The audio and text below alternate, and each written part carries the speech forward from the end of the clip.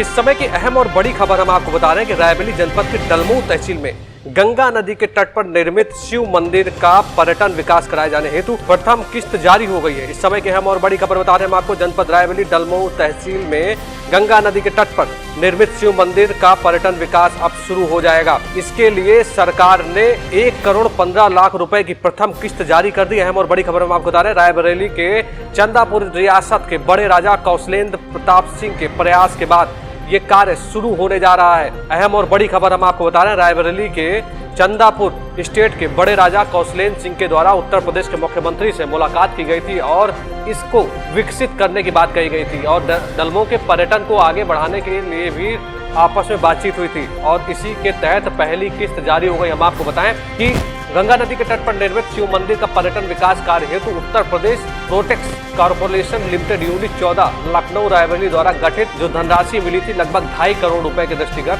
उसको उत्तर प्रदेश राज्य श्रम एवं सहकारी संघ UPCLDF को कार्यदायी संस्था बनाया गया है। अहम और बड़ी खबर हम आपको दे रहे हैं कि लगभग 1,15,00,000 की पहली किस्त जारी हो गई और टोटल जो बजट है उसका वो 2.5 करोड़ रुपए था।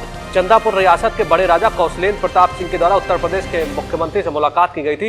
योगी आदित्यनाथ से मुलाकात करते हुए चंदापुर रियासत के बड़े राजा के द्वारा डलमऊ तट स्थित शिव मंदिर के पर्यटन के लिए बातचीत की गई थी। उसी के तहत 2.5 करोड़ रुपए पास हुआ था और उसकी प्रथम किस्त जारी हो गई।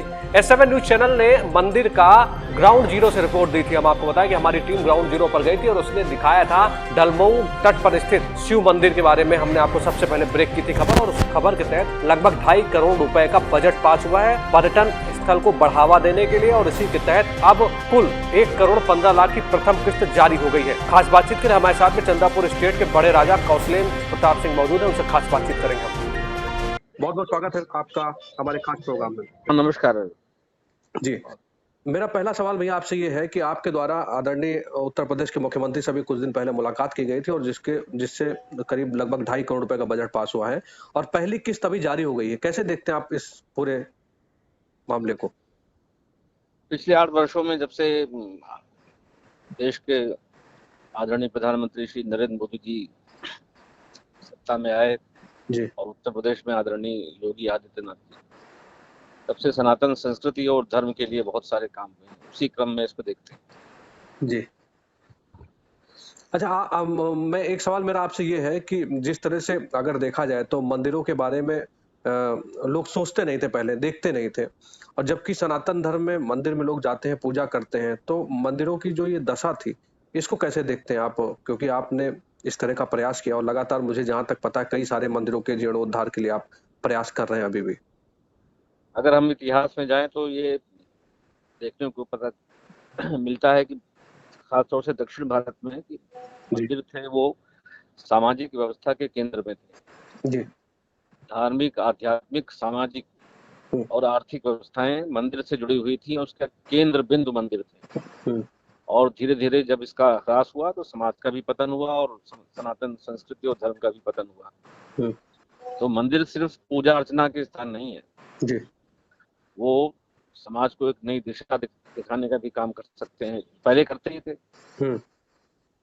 और ये बहुत स्वागत योग्य कदम है कि ये वर्तमान सरकार केंद्र की और प्रदेश की वो धर्म स्थानों को लेकर बहुत संवेदनशील है और उनके विकास के लिए और उनके पुनरुत्थान के लिए लगातार प्रयास कर रही है। जी जाहिर सी बात है, जिस तरह से ये जो बजट मिला है 2 करोड़ करीब 2.5 करोड़ रुपए का जो बजट मिला यहाँ के लिए, इसमें जो आपने प्रयास किया वो कहीं न कहीं बहुत ही सार्थक है। मैं आपसे एक बात ये भी जानना चाहता हूँ कि मतलब ये जो प्रयास आपके द्वारा किया गया, क्या विचार मन में आया? क्योंकि मंदिरों के हाल के बारे में हम लोग बात कर रहे हैं, वहाँ के जीर्णोद्धार की बात कर रहे हैं, तो क्या मन में विचार आया? लगातार कई सारे मंदिरों के जीर्णोद्धार के लिए आपने एक मुहिम बना रखी है। हम तो मंदिर को इस तरह देखते हैं कि अत्यंत स्वच्छ, बहुत साफ सुथरे और ऐसा स्थान कि जहां आदमी जाए तो उसको वहां से उठने का मन ही ना करे। जी और डलमऊ के मंदिर के सामने गंगा मैया और बाबा भोलेनाथ वहां विराजमान है।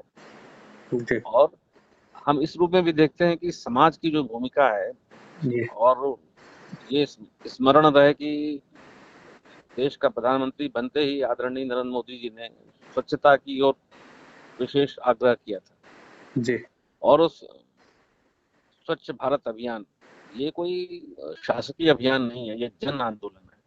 हम्म। और जब जन इससे जुड़ेंगे तभी ये कामयाब भी होगा। जैसे कि प्रदेश सरकार ने जन्मों के मंदिर के लिए 2.5 करोड़ रुपए स्वीकृत किए हैं और पहली किस्त उसकी लगभग 1 करोड़ 19 लाख रुपया जारी भी हो गई है। जी। तो इसमें हमारे जैसे पत्रकारों की भी भूमिका है और स्थानीय निवासियों की भूमिका है, हम लोगों की भी भूमिका है कि हम लोग इस बात को सुनिश्चित करें कि इसका एक एक पैसा जो है इसलिए आया उसमें लगे, गुणवत्तापरक काम हो। जी जी जी। अब जैसे कि अब काम शुरू होगा, साथ साथ मानसून भी आ रहा है, बारिश का भी समय आ रहा है, जी तो खाना पूरी ना हो, काम की गुणवत्ता सुनिश्चित करना अत्यंत आवश्यक है। शासकीय दबाव के अतिरिक्त समाज का दबाव भी बहुत काम करता है। जो एजेंसियां वहाँ काम करें, जो लोग वहाँ काम करें, उनको ये पता होना चाहिए कि लोगों की, श्रद्धालुओं की, स्थानीय निवासियों की उन पर दृष्टि है। तो ये बहुत आवश्यक है। और जब एक गुणवत्तापरक काम हो और मंदिर फिर से उसी, अब सोचो कि गंगा मैया के तट पे वेद की ऋचाओं का पाठ हो, घंटा घड़ियाल बजे, बाबा की आरती हो, कितना मनोरम, कितना सुंदर है। और उसमें सबसे बड़ी भूमिका इस पूरे माहौल को, इस पूरे वातावरण को रचने में सबसे बड़ा अहम योगदान स्वच्छता का है। जी। और उसके लिए तो आम आदमियों को विशेष प्रयास करने चाहिए और करने पड़ेंगे। जी। बिल्कुल ठीक बात आपने कही कि सबकी ज़िम्मेदारी है, क्योंकि एक बड़ा बजट मिल रहा है और जिस तरह से मानसून आ रहा है, जिस तरह से अभी वहाँ पे घाट काफ़ी भर जाते हैं, तो उसमें सबकी ज़िम्मेदारी कि इस तरह के काम को देखना और अपनी-अपनी ज़िम्मेदारी को समझना, क्योंकि सरकार पैसा तो देती है, लेकिन हम लोग की भी ज़िम्मेदारी है, आम पब्लिक की भी वहाँ की ज़िम्मेदारी है कि वो मंदिर के जीर्णोद्धार और पर्यटन में जो काम हो रहा है, उस पर बेहतर ध्यान दें। अंतिम सवाल मेरा आपसे है, उत्तर प्रदेश सरकार जिस तरह से काम कर रही है, कैसे देखते हैं आप? क्या कहेंगे उस बारे में? क्या लगता है आपको? एक बेहद सकारात्मक वातावरण में काम कर रही है और इस बात का स्पष्ट संदेश है कि कानून से ऊपर कोई भी नहीं है और सबको अपने मर्यादा में, अपने दायरे में रह के जी। काम करना पड़ेगा और एक जिम्मेदार नागरिक की भूमिका निभानी पड़ेगी। जी। हम लोग जो है अधिकारों की मांग करते हैं लेकिन कर्तव्यों को भूल जाते हैं।